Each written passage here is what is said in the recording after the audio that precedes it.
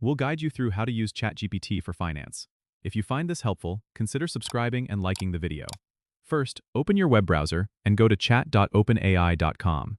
If you don't have an account, you'll need to create one by clicking on the Sign Up button and following the prompts to enter your email and set up a password. Once you're logged in, you'll see the main chat interface.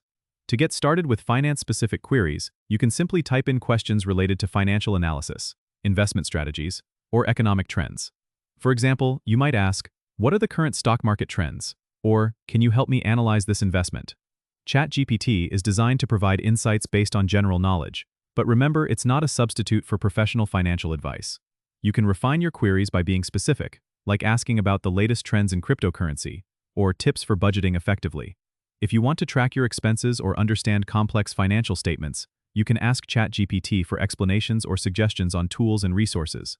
For more advanced finance tasks, like portfolio management or detailed economic analysis, you might use ChatGPT to gather preliminary information or to understand basic concepts before consulting a financial advisor.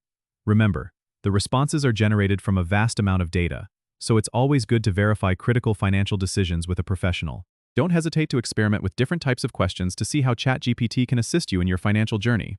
Don't forget to subscribe and comment if this helped you out.